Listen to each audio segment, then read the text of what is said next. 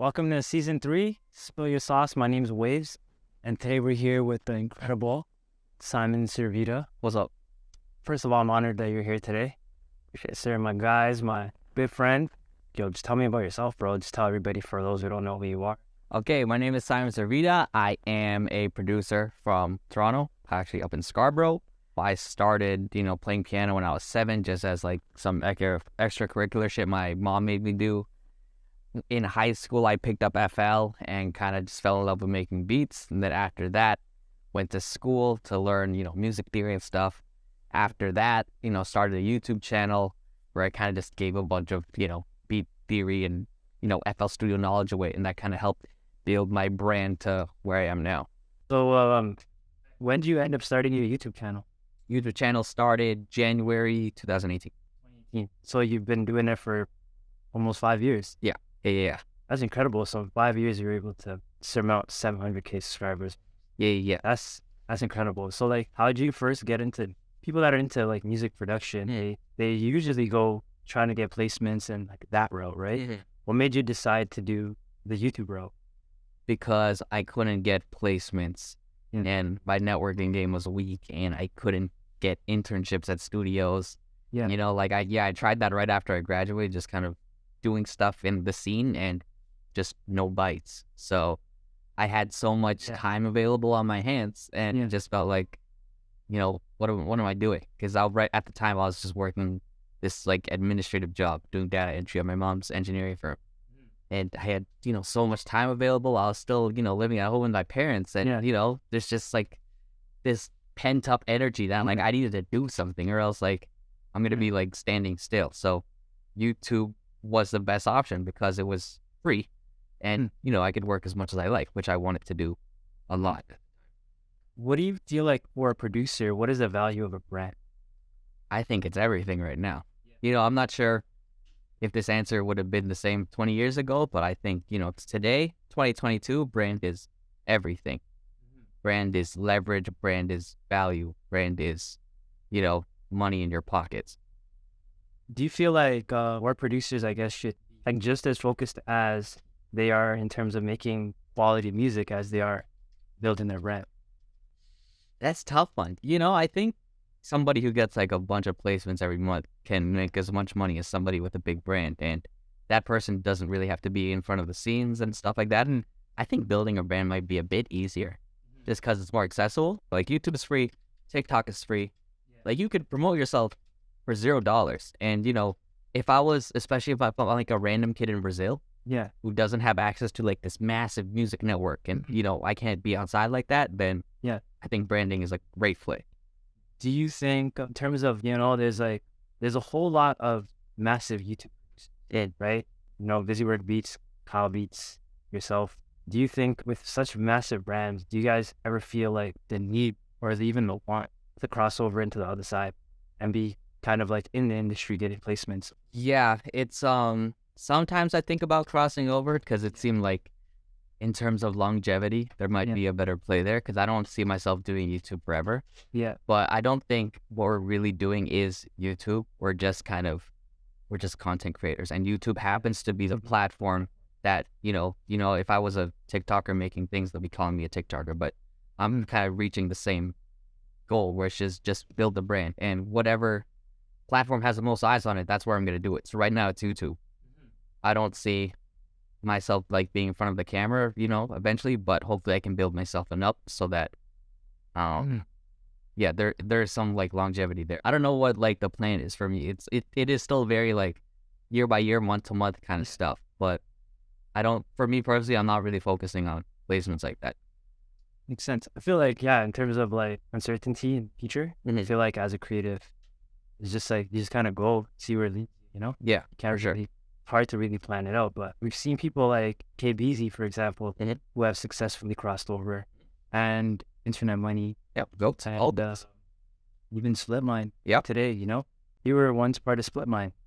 Tree Sound gang. When it was Tree Sound. Yeah, that's crazy, man. You've been a part of like a lot of beginnings of full collectives and stuff. Would you ever see yourself creating some sort of collective in the future? For sure, it wouldn't be around like the placement game. It'd be some kind of like content creation, like media company thing. It could be focused on music, but that's not, the end game for us. Like I want people to be like the face of things, not just, behind the scenes guys. You said you studied music in school, right? In university. How do you feel like that has translated into your work? Because there's a lot of people that say music theory and it's not necessary to make music, right? And then there's other people, on the other side of the argument that'll be like, no, you definitely need to know music theory. What's your take on it? I think that music theory is a tool. Nothing wrong with having an extra tool in your toolbox. Sometimes you need it, sometimes you don't. Yeah. Some people, are mainly drum guys, so maybe they don't need it. And I've met a lot of sample makers that are trying to get in their theory bag right now.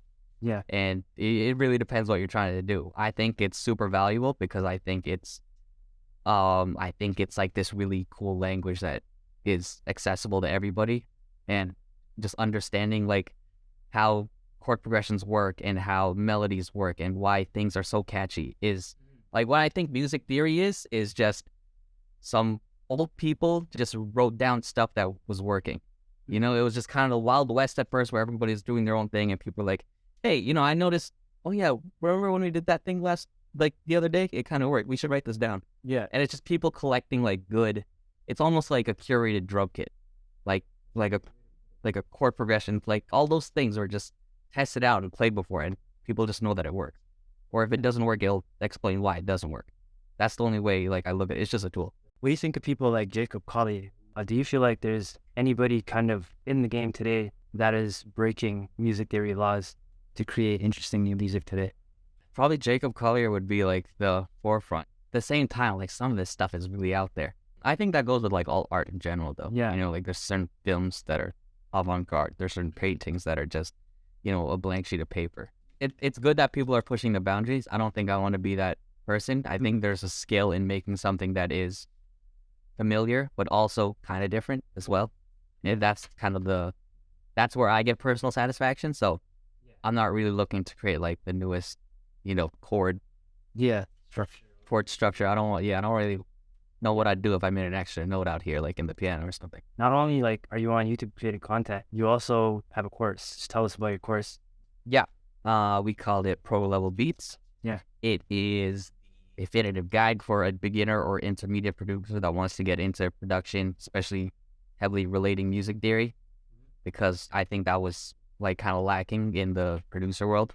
And my course helps kind of teach that as someone who had to learn it from myself. So it has a lot of ear training. It has a lot of, just understanding how like sound works and how harmony works like that. And not only that it works, but why it works at the same time. And I think like learning that stuff is really important because I know that people say that there's no rules to making music, but you can't really break the rules if you don't know them at the same time.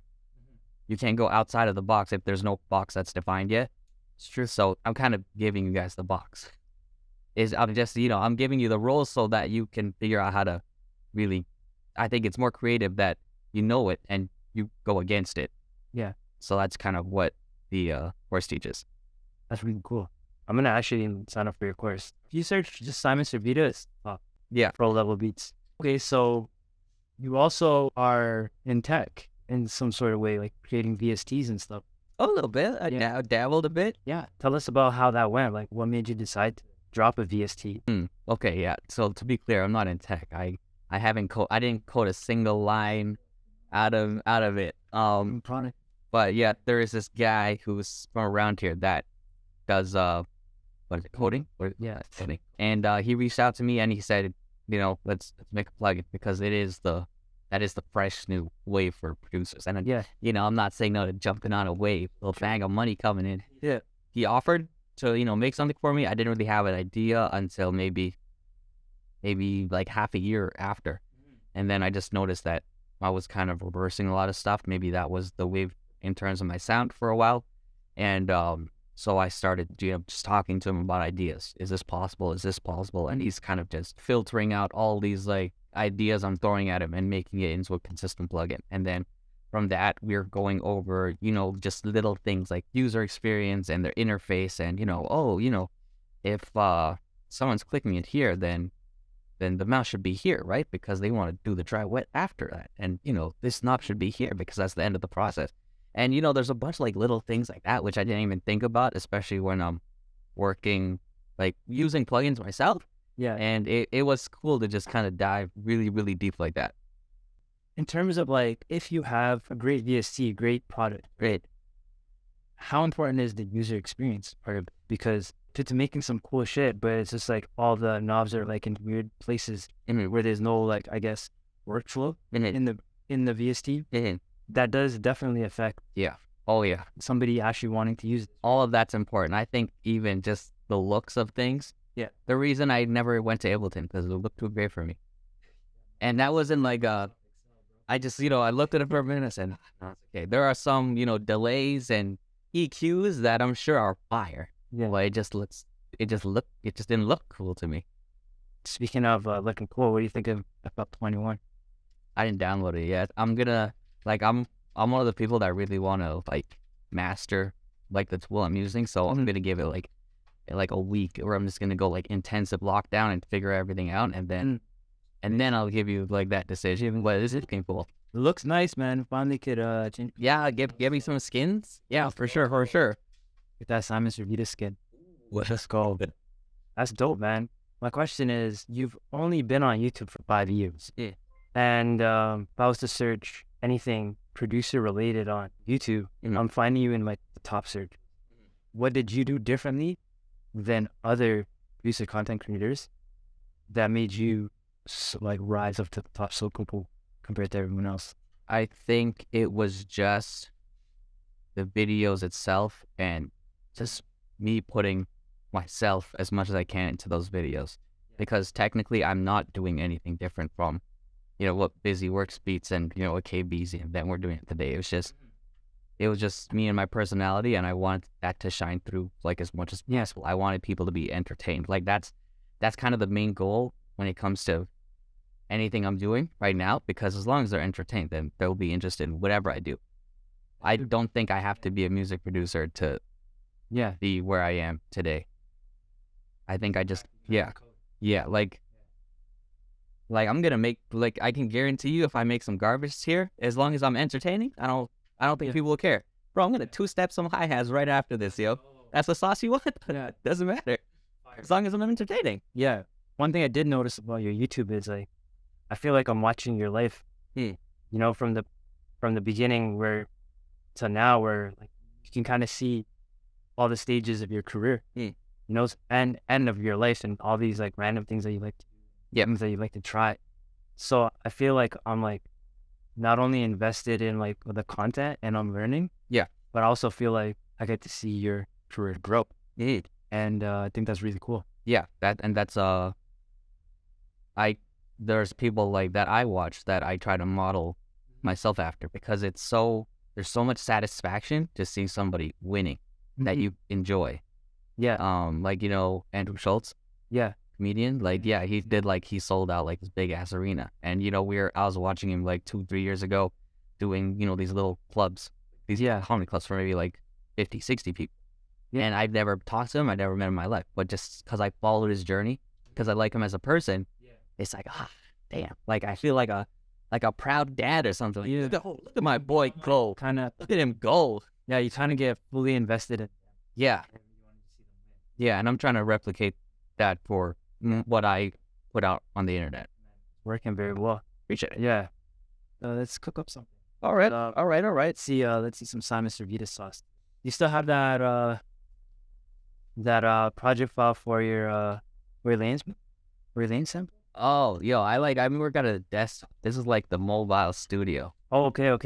So don't got that. Yeah, I don't got any pictures there. Tell us the story behind that. The Tory Lanes? Yeah. It was like, a quick little vocal sample that I wanted to do. I'll show you like how I did it. So I would sit at the piano. So yeah, when I'm working, especially on vocal samples, what I like to do is play it on piano first, just so I know that it's kind of right in terms of harmony and like, nothing's clashing too much. So I'll usually play the MIDI on the piano. So let's say I'm doing this. Let's say this is my chord progression. So this up here. if it's spicy. Let me put it here like this. Sure. Let's say this is my chord progression. And then when I record it in, I'll just start like muting notes and recording them individually. So I make sure that the top line is the most memorable melody. Like, so I would usually create a memorable melody on top and, put the harmonies below it so that this is kind of standing out the most. And then once I record that, then we go on to the next one, you go on to the next one. And then after that, it's just kind of processing it to make it, sound big. So it would be usually recording it twice, panning them left and right. Reverb super, super important. And then that's what I did for the Tory thing. And I just dropped that as a starter. It was vocals and a bass that was just following the chords, and then just like a lead that I kind of just ripped out. And I put it out a starter on Instagram, and then it just kind of worked its way around the internet. And it was touching like a lot of people's like beats and computers and stuff. And eventually, Tori started rapping on it, which was cool. I don't think anything's gonna happen to it, but the fact that I have a brand, I can leverage that into a video. I'm gonna drop a vocal kit soon to be like, oh, these are these are just vocals. These are Tory Lanez certified as vocals. Certified facts. So that song cannot drop, and I don't have to make a cent off those royalties. But since the brand is still in place, like I can still capitalize on it, and that's why I think branding is so important. Yeah, I mean, like I've noticed now there's been this wave of producers that will get like a big placement and drop like a kit, and it'll be called like whatever song kit, and I think that's really smart because there's not much money that comes from placements today. At least like it's not like artists are paying $20,000, $30,000 like back in it, right? Probably getting like $5K. You know what I mean? Unless you have a massive like brand, then you probably get more. But I've noticed people are supplementing that money because like, you can get this advance and like never see a dollar again because the song never recoups, right? So they're finding a way now to use this attention they're getting to bring it into another source of income. And I think that's really smart. Do you think drum kits are still gonna be like popping like in 3-5 years? I really don't know on that. At this point, it's kind of like what do you heard every type of drum sound. But then it's like maybe people like that felt the same way in the 80s, And as somebody revamped something, made something new. So it could possibly be. It just depends, I guess, on like what the sound is in. So I really don't know, but I'm not really sure, bro. I'm not too sure. Yeah, like it's even with sample packs, it seems like there's everybody's samples. What do you feel like if somebody was to reach out to you today, right? And be like, yo, Simon, let's work, right? Or, okay, first of all, those DMs, do you even like, do you even reply at this point? Like, yo, let's work. Sometimes it depends. But or like the yo, just yo. Oh no, never the yo. How would you like somebody to approach you? Good question. There might just be a day where I'm just not on my phone. Like I don't work on weekends, so they might just miss me like one time, even if they are like a good like DM. But I think just like a genuine DM where they explains, that they know me or like why they fuck with me and something they can show immediately is always something good. Do you feel like nowadays, like since there is an oversaturation and sample makers, and like what do you feel like would be the easiest way for a producer that has other skills outside of making music to connect with somebody that they want to work with? Just build your brand, I don't know. It feels like I never found success reaching out to people. Everybody that I kind of know reached out to me first because I was just locked in and focused on my brand and building myself up and waiting for people to approach me instead. I do that specifically because I think like my worst aspect in terms of this shit is networking. Like I think that's my weakest link. So I don't know. I'm really not good at like reaching out to people and, pushing with like intent and, not coming off as annoying or like needy and shit. So, but the skill set I do have is just kind of building myself up. So that's kind of what I focus on myself. But there are people that are the opposite of me that don't have to have a brand and they're just nice at talking to people and knowing how to, ride the line between, being like a good person and also like a good at networking, getting the job done and stuff. So it's really like a different situation for every person. But there's people that, aside from even like building a brand, they don't want to show their face, right? Yeah. There's a lot of people that believe that music quality is the only thing that matters. Yeah. What do you have to say to people like that? Shut up. You're stupid. Okay, music quality. I think that's where they go, that's the only thing. Yeah. I think that's I don't think it's impossible to just get by with owning your music. I think that's a 1 in a billion chance. I think, getting by as a musician like 1 in a million, which is, we have 7 billion, that's pretty good odds. Yeah. And I think that's really doable, but off the strength of music alone, I think that's 1 in a billion. And I'm not betting on myself being a 1 in a billion kind of boy. So I'd put my face out there. I definitely agree with that, man.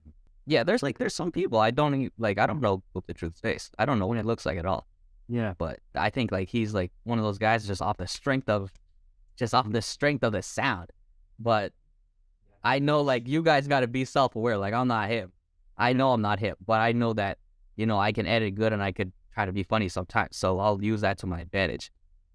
Smart, man. You got to use what you can, right? To get forward. Mm-hmm. Yo, if I had abs, I'm shirtless. I'm shirtless every day. Shirtless streams all day long. Yo, bro, I would never watch you stream. So, like, what do you feel like is in 5 years? Where do you see yourself? Myself? Yeah, I'm telling you. I couldn't tell you. I think somebody's life can drastically change in 1. I think somebody's life can change in half. Actually, I'm seeing if I can go lower. No, half a year. Somebody's life can like fully 180. Okay, so let's say, what are things that you hope to be doing? As much as even though I said I don't want a placement, like I don't technically not want one. I just want to do it in a way that's still valuable of my time, So that Tory one was me, making content for myself, and I just happened to, put it on the internet. It took me 30 seconds to do that. So that's like the kind of work that they're kind of parallel with each other. I'm not trying to invest all my time, going from session to session when I could be out here building my brand. So I want a placement that as lazy as possible is what I'm saying, where it doesn't like stray away from the focus of what I'm trying to build. Other than that, million subscribers, that would be cool. I think getting more people into producing is like a massive, massive, massive goal of mine. I think there is going to be like a new wave coming up soon. Have you seen like those big streamers like XQC and Ludwig and like those guys like using FL? Yeah. So I think there's going to be like a new wave coming in. I think, like when I started in 2018, I thought it was too late. And like now that I'm thinking about it, it's super early because we're kind of knocking out this entire generation in front of us who aren't really that literate with computers. So it's of course like they wouldn't know us, but once they're gone and we're kind of in that age, and this whole wave of kids that are growing up on iPads and iPhones and laptops are coming up, they're all gonna know about this stuff. You're right, because right now, even if you see the Gen Z, they're probably the first generation that probably grew up in a mature internet. Yeah. Right? Like when we were all growing up, the internet was also growing up. Mm-hmm. Right? So we were watching the growing pains of the internet. Yeah. We were like the first to try everything. Yeah.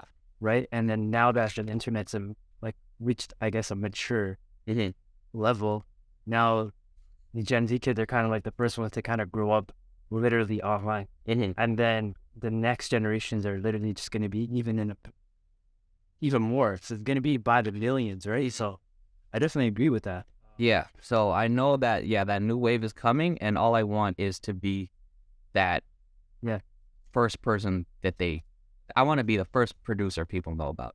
No, you're on your way, bro. Yeah. Yeah. And I think being the first producer that people know won't have to do with me dropping a drum kit or me, getting like an NBA YoungBoy placement. It's gonna be me. It's gonna be about me making a great video that can, resonate with everybody, and that's how I'm gonna get people into it. So that's why I'm kind of focusing on my brand the most. I got one more question. Yeah, it's gonna be kind of a controversial question. Okay. I've spoken to many people that are, in the industry. Yeah. Quote unquote. And some of them have issues with certain types of YouTube content. Okay. Where they feel that these content creators piggyback off of their type of work, So like, let's say I say like somebody making a YouTube video, sort of like how to make so-and-so type beat. Yeah. So-and-so type sound. Yeah. Right? And some people don't like it, because they're like, this is our hard work. This is like a sound that we've built, we've mastered, and then somebody comes along and tries to mimic it, and they're not even close. And now they're building a whole brand off of just copying us. What do you have to say to like somebody like that? If they're not even close, what are they mad at? I guess it's not the fact that they're imitating them, but more of like they're using this name as like a... Whose name? The producer's name or the artist's name? The producer. So let's say you have this producer name, fucking Coca-Cola Beats. Yeah. Coca-Cola Beats. Yeah. And then there's a content creator name like whoever, Yeah. So whoever makes a video called how to make a Coca-Cola type. Okay. So it's more of like the clickbait title rather than the actual content.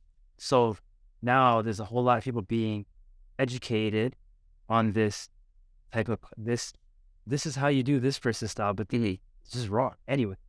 So like, how do you feel about it? I don't know if I'm too mad at that. What if Coca-Cola Beat has a type beat channel putting out Drake type beats using Drake's image? It's just... You got a point. Yeah, but what if they're not even on the instrument? So what if it's just like some person that just out here getting their, doing their records, and then there's another person just using their name to catapult and build their brand and leverage? That is, I get it. Yeah. I get it. It is a way of gaining traction, but there are certain moves that you do that are short-term and long-term. Me, remixing the Corn Kid and that going viral is it could be popping. That is a short-term move though. How am I going to build my career off a Corn Kid remix? I feel like that's the kind of traction they're gaining, and it might be okay, but that's not going to sustain them. Imagine being the guy known for sounding like another guy. Oh, yo, you're Simon Servida, the guy who sounds like Waves. What is this rep? What do you have at the end of the day? Yeah, that's like true. Like they can have their little extra views for now and ride that wave, but that's not gonna sustain you. So like I'll say let it be. Yeah, that's actually a good point. Good way to put it. Yeah. Okay, so now we're gonna go through some samples today. Sure. We're gonna go on partner for the stream, waves.com. There's hookups on here. There's a lot of like incredible samples. You can get single samples where you can, there's not many other places you can do this. You can search by like genres, trending, BPMs, everything. So it's actually a really cool platform, and we've been having a really great time on here. And it's like very affordable. You can just just get a bunch of credits. You buy samples using your credits. It's a very affordable platform for many producers. It's definitely something that you guys should definitely check out. Sign up, check it out. Yeah, man. So we're gonna get Simon today to select one sample on here and pick up a beat. What's the vibe? Let me see. How you feeling? Hopeless, 'cause I'm hopelessly in love with you, even when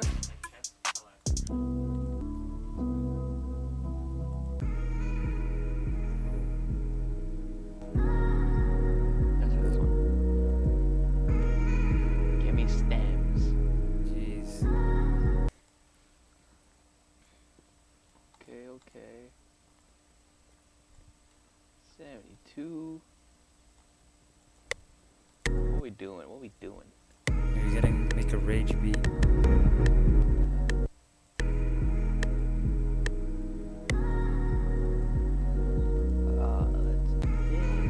do this. I don't know if I want the bass. Can I turn it up? Yeah. Or do I have to do it? Oh, no, you can do it. Yeah, I'll do it. Good? Yeah. Jeez.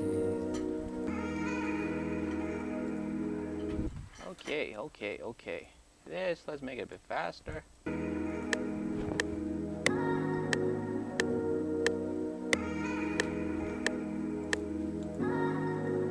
Okay. So, we're just going off instinct right now. I'm thinking we have this with the chords as like this smooth sustain section. We take out the chords for this section, and we just kind of make it like bouncy and more fun. So I'm thinking of a way to do that, and change it up a bit. Maybe my plugin. Oh, bring it in. Maybe I'll do this.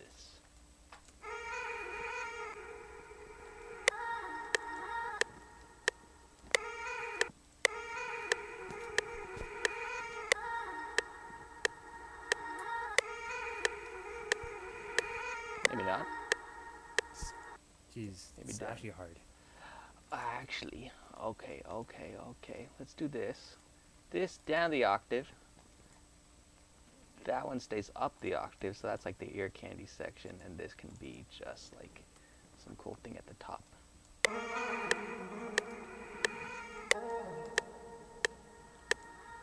Yeah, that's cool.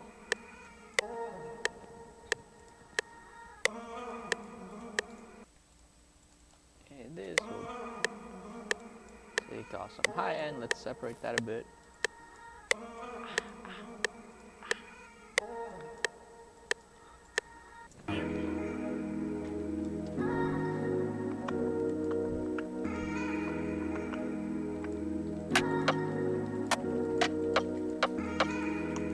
I'm making like a down section first, quickly.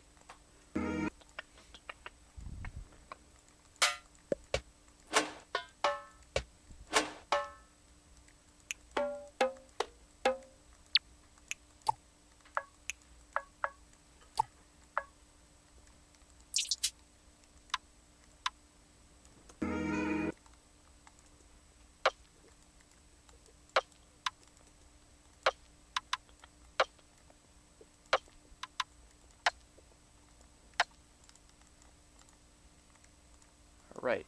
Yeah. Feel free to. I can talk and do this at the same time, so you can keep throwing questions at me. Oh, you want Uber Eats you food? Can I Uber Eats you food? That's what James Starfish is asking. Of course. Huh? Of course. I'm not course? known to that. He said, of course. There was somebody in chat who was saying that you're the reason that they make music.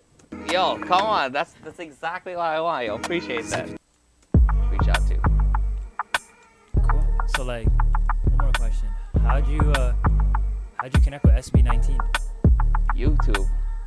Games. Yeah, it's repetitive, but yo, I'm just building it up, and Yeah. they reached out to me. That's it. And then Starfish said, Simon finna produce for BTS soon. Oh, that's the dream. Come on, this international game is something we gotta play more. What do you call it? There's another question where it's where is it? How do you deal with moments when nothing is happening for a long time? That's not my problem, because it's in my control to make stuff happen. If nothing's happening in terms of my career, that's on me, because I decided to not get up out of the bed and make something, like make a video.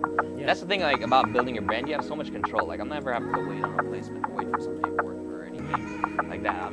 I work as much as I can, and there's never actually an off month. There's definitely months where numbers can be higher than other months, and sales could be better, but me putting in work is also researching how to do better at all that stuff. So it's all up to me, which is harder, but it's more rewarding. Manny asked, Yo, I'm struggling.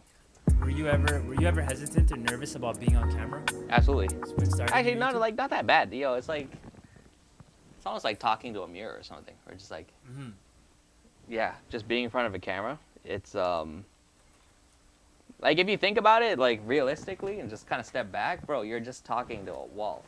Yeah. And there's really nothing to be nervous. Yeah, there's gonna be people that's looking at it eventually, but at that moment, what do you, like? It's like imagine being scared of talking to yourself.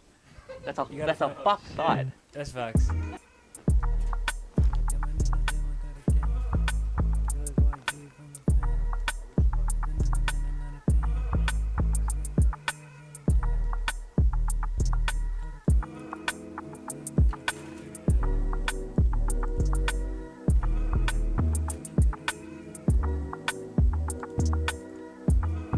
Yeah, this is blessed now. Okay.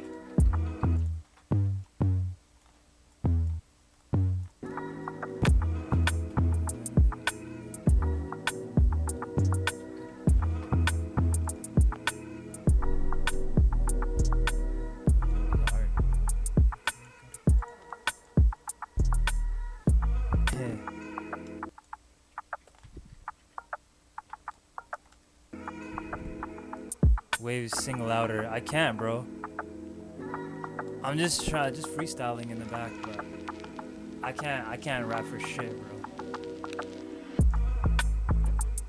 Yo, it'd be sick if we got a rapper in. Like a Oh well, yeah, we freestyle should get a rapper band. Yeah. Next time. all the time. Yo, Simon. Yeah. What kind of tips would you give like producers who also want to go down the content creation road? You gotta go for it, yo.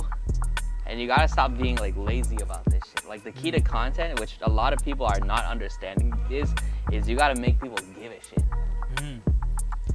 You know? Oh, here's how to make a who's he guy? Here's how to make a little TJ type beat. Why do I give a shit, yo? Yeah. Like because they're like it's saturated. The game is saturated, but the thing that's not saturated is the person. So you have to make that stand out the most. That is actually a very good point.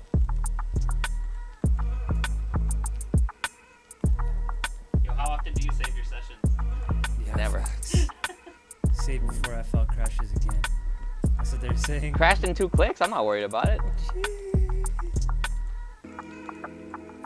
Oh, and Manny's asking, this is the last question of the night. When did you make the switch from a regular 9-to-5 to a full-time producer and content creator? And what made you just go for it? Oh, I technically started right away. I was full-time January 2018. I quit my job and I told my mom and my dad, like, okay, give me a year, let's just see. Like, let's just see what we can do. And yeah, full-time hours. So that was technically like a 9-to-5 in that sense. You know, at least 40 hours a week, probably a bit more when I started.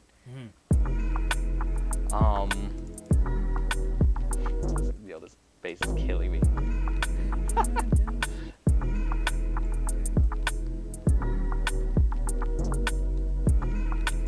Yo, I can't with this bass.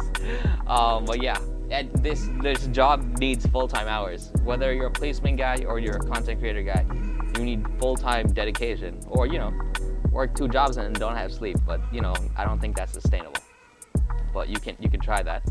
Good. It worked for some people. Yeah, for sure. It's really hard. You're right. But also, you know, just work smart too. Let's go. Hey, yo, once again, I'd like to thank you for being here. Of course, thanks for having me. Yeah, man, you've taught us a lot. You showed us the importance of having Big gems. the fact that it's impossible to have nothing going on in your career because you always have the option to create content or something. You know what I mean? So you don't have to always wait on placements or somebody to hate you or whatever. So I think for our viewers, you gave us Big gems. big gems, and spilled like some crazy sauce for again, thank you for being here, Simon, and we hope to have you here again in the future. Appreciate it. Of course. I love